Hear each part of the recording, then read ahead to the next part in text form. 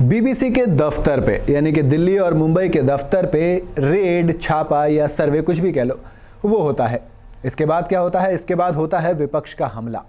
कहा जाता है कि ये छापा या रेड या सर्वे सिर्फ इसलिए किया गया क्योंकि बीबीसी ने इंडिया द मोदी क्वेश्चन वाली जो डॉक्यूमेंट्री आई थी उस पर बैन लगा दिया था। उसी बैन का ये असर है। Every action has a reaction वाला सीन चल रहा है इधर। जब हंगामा होता है तो सड़क से लेकर संसद तक हर जगह ये बात उछाली जाती है। लेकिन अगर मामला देश तक ही रहता तो शायद ख़त्म हो गया होता। कई सारे आरोप लगे थे कि ये तो डेमोक्रेसी में आवाज़ को दबाया जा रहा है। बीबीसी को, जिस बीबीसी को कल तक मोदी जी वाहवाही करते थे, आज उसी को कह रहे हैं कि नहीं ये तो गलत है, सरकार ये कह रही है।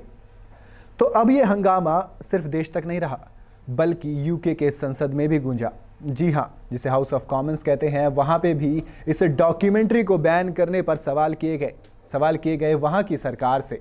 सरकार ने जवाब भी दिया। तो क्या हुआ पूरा मामला, चलिए इस वीडियो में हम आपको बताते हैं। तो चलिए शुरू करते हैं।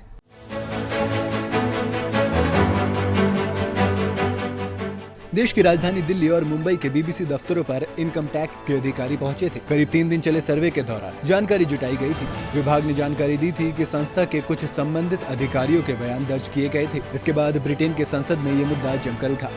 लेबर पार्टी के नेता फाबियन हैमिल्टन ने अभिव्यक्ति की आजादी की रक्षा हर कीमत पर किए जाने की मांग की। उन्होंने कहा, बीबीसी के दफ्तरों पर छापा मारना काफी चिंताजनक है। फिर इसके आधिकारिक वजह कुछ भी बताई जाए। दुनिया भर में बीबीसी को भरोसेमंद रिपोर्टिंग के लिए जाना जाता है और उसे बगैर डर के रिपोर्टिंग की आजादी भी होनी चाहिए। डेमोक्रेटिक यूनियनिस्ट पार्टी यानी डीयूपी के सांसद जिम शैनन ने कार्रवाई के तार बीबीसी की documentary India the Modi question से जोड़ दिए।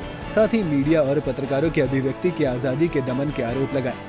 उन्होंने भारत के शिक्षण संस्थानों में डॉक्यूमेंट्री पर हुए बवाल का भी जिक्र किया। शैनन ने कहा, जब छात्रों ने डॉक्यूमेंट्री देखने की कोशिश की तो दर्जनों को गिरफ्तार किया गया। वहीं अन्य छात्र बगैर इंटरनेट और बिजली के रहने पर मजबूर हुए।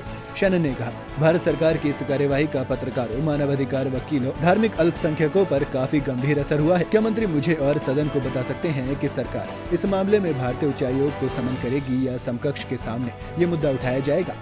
भारतीय मूल के तनमनजीत सिंह डेसी ने भी दावा किया है कि भारत सरकार ने डॉक्यूमेंट्री रिलीज होने के बाद बीबीसी के दफ्तरों पर छापा मारने का कदम उठाया। डेसी लेबर पार्टी से सांसद हैं। उन्होंने सवाल किया, मंत्री बताएं कि समकक्ष से क्या बात हुई। इसे सुनिश्चित किया जा सकेगा कि पत्रकार डर या किसी को फायदा पहुंचाए बगैर अपना काम कर सकते हैं। मंत्री डेविड रटले ने जवाब दिया कि इस संबंध में भारतीय पक्ष से बातचीत की जा चुकी है। उन्होंने कहा, हमने इस मामले को उठाया है और लगातार इस पर नजर भी बनाए हुए हैं। उन्होंने बीबीसी को कॉन्सुलर मदद की पेशकश की भी जानकारी की।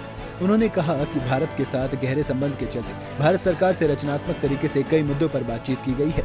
उन्होंने कहा, हम प्रेस की आजादी का पूरा समर्थन करते हैं। यही वजह है कि बीबीसी वर्ल्ड सर्विस को फंडिंग देने के लिए तैयार हुए हैं। साथ ही एफसीडीओ भारत में मुख्य भाषाओं के लिए एक्स्ट्रा फंडिंग के लिए भी राजी हुआ है। खैर, आपको क्या लगता है कि ये जो डॉक्यूमेंट्री वाला फंडा हुआ था ये कितना सही था, कितना गलत, और क्या वाकई में ये एक्शन रिएक्शन वाला ही सीन था? मुझे कमेंट में ज़रूर बताइएगा। वीडियो अगर आपको पसंद आई हो तो इसे लाइक और शेयर ज़रूर करें और जाते जाते चैनल को सब्सक्राइब करना बिल्कुल ना भूलें।